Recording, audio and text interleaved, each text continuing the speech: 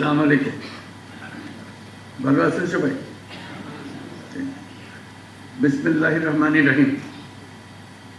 উপস্থিত সম্মানিত খেতাবপ্রাপ্ত বীর মুক্তিযোদ্ধা ও তাদের উত্তরাধিকারীগণ, মুক্তিযুদ্ধ বিষয়ক মন্ত্রণালয়ের উপদেষ্টা, জাতীয় নিরাপত্তা উপদেষ্টা, সেনা, নৌ ও বিমান বাহিনী প্রধানগণ, ঊর্ধ্বতন সামরিক ও অসামরিক কর্মকর্তাবৃন্দ এবং উপস্থিত শ্রোতৃমণ্ডলী, আসসালামু আলাইকুম।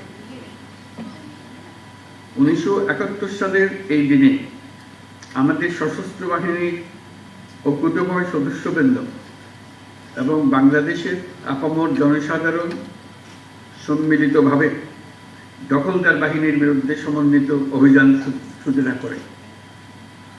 সেই ঐতিহাসিক অভিযানের ফলে আমাদের বিজয় ত্বরান্বিত হয় এবং সৈনিক জনতার অভূতপূর্ব আত্মত্যাগের ফলশ্রুতিতে আমরা স্বাধীন ও সার্বভৌম বাংলাদেশ অর্জন করি। আমি আজ গভীর শ্রদ্ধার সাথে স্মরণ করছি স্বাধীনতা যুদ্ধে শাহাদত বরণকারী সকল বীর শহীদদের এবং মহান আল্লাহর দরবারে তাদের বিদেহী আত্মার মাগফিরাত কামনা করছি। আমি সকল বীর মুক্তিযোদ্ধা পরিবারের সদস্য এবং সম্মানিত যুদ্ধাহত বীর মুক্তিযোদ্ধাগণের প্রতি আন্তরিক শ্রদ্ধা জ্ঞাপন করছি।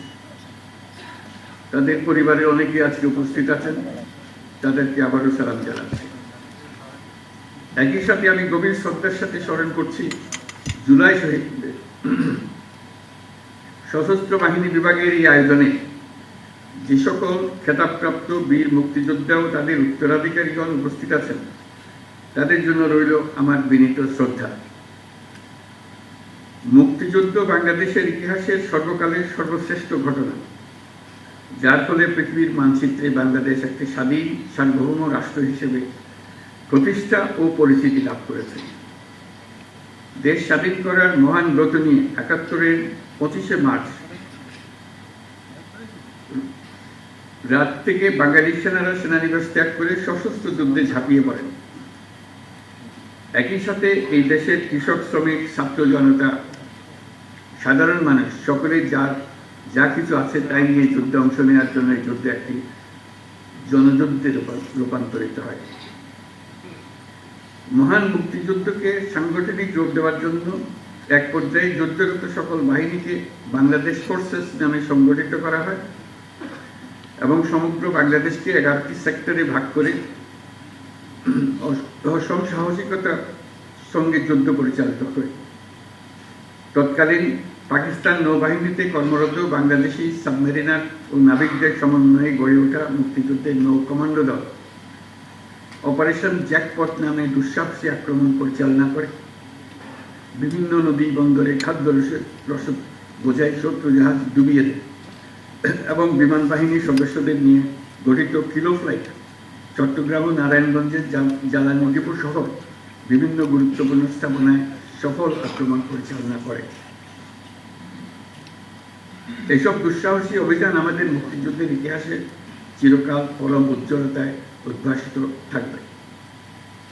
মহান মুক্তিযুদ্ধে সশস্ত্র বাহিনীর অবদানকে সাধারণ মানুষের আত্মত্যাগের সঙ্গে একীভূত করার উদ্দেশ্যে প্রতি বছর 21শে নভেম্বর পালিত হয় সশস্ত্র বাহিনী দিবস। আজকে সেই দিন। এই দিনে খেতাবপ্রাপ্ত বীর মুক্তিযোদ্ধা ও তাদের উত্তরাধিকারীদের সান্নিধ্যে আসার সুযোগ পেয়ে আমরা সকলে অনুপ্রাণিত। মহান মুক্তিযুদ্ধে বীরত্বপূর্ণ অবদানের স্বীকৃতিস্বরূপ বীর মুক্তিযোদ্ধাদের কল্যাণে বিভিন্ন কার্যক্রম পরিচালিত হচ্ছে। ভবিষ্যতেও এই ধারা অব্যাহত থাকবে বলে আমি আশাবাদী। সময়ের আবর্তে অধিকাংশ বীর মুক্তিযোদ্ধা আজ বয়সের ভারে ভারাক্রান্ত। দেশের বিভিন্ন স্থানে ছড়িয়ে থাকা বীর মুক্তিযোদ্ধাদের আনুষ্ঠানিকভাবে সম্মান জানানোর জন্য সশস্ত্র বাহিনী বিভাগ, সেনা, নৌ, বিমান বাহিনী প্রতি বছর সশস্ত্র বাহিনী দিবস উদযাপনকালে যে উদ্যোগ নিচ্ছে তা নিঃসন্দেহে প্রশংসনীয়। এই জন্য আমি তাদেরকে আন্তরিক ধন্যবাদ দিচ্ছি। বৈষম্যহীন, শোষণহীন, কল্যাণময় এবং মুক্ত রাষ্ট্রের জন্য যে স্বপ্ন নিয়ে মুক্তিযোদ্ধারা দেশ স্বাধীন করেছিলেন, আমরা তাদের সেই স্বপ্ন পূরণে অঙ্গীকারবদ্ধ। আমরা এখন থেকেই বাংলাদেশকে এমনভাবে গড়তে চাই যেন দেশের জনগণের সকল ক্ষমতার উৎস হয়। বাংলাদেশ যেন বিশ্বের দরবারে একটা মানবিক ও কল্যাণকর রাষ্ট্র হিসেবে সমাদৃত হয়। প্রযুক্তি, অর্থনীতি ও সামাজিক উন্নয়নের ক্ষেত্রে উন্নত বিশ্বের সাথে তাল মিলিয়ে আমাদের এগিয়ে যেতে হবে। সেই লক্ষ্যে আমাদের তরুণ সমাজ যেন সম্পদের সীমাবদ্ধতা থাকা সত্ত্বেও মেধার ভিত্তিতে নিজ নিজ সৃজনশীলতার বিকাশ ঘটিয়ে দেশ গঠনে অবদান রাখতে পারে, আমাদের সেই পরিবেশ নিশ্চিত করতে হবে। জুলাই 2024-এ নতুন বাংলাদেশ গড়ার যে সুযোগ ছাত্র জনতার সাহস ও আত্মত্যাগের বিনিময়ে আমরা অর্জন করেছি, সেটাকে কাজে লাগিয়ে আমাদের সুন্দর সমৃদ্ধশালী ভবিষ্যৎ গড়তে হবে। বীর মুক্তিযোদ্ধা, শহীদ, আহত এবং জীবিত ছাত্র জনতার কাছে আমরা প্রতিজ্ঞাবদ্ধ থাকতে চাই যেন তাদের দেওয়া সুযোগ কাজে লাগিয়ে আমরা বাংলাদেশকে পৃথিবীর সামনে গণতান্ত্রিক উত্তরণের একটি দৃষ্টান্ত হিসেবে উপস্থাপন করতে পারি। আজকের এই দিনে খেতাবপ্রাপ্ত মুক্তিযোদ্ধা এবং তাদের উত্তরাধিকারীদের সম্মাননা প্রদানের সুযোগ তৈরি করে দেওয়ার জন্য আমি সশস্ত্র বাহিনী বিভাগ সহ সকল সংশ্লিষ্টকে আন্তরিক ধন্যবাদ জানাচ্ছি।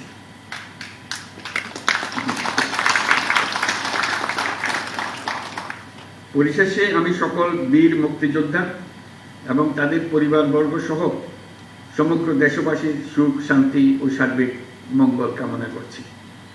মহান আল্লাহ আমাদের সহায় হন। ধন্যবাদ। খুদা হাফেজ।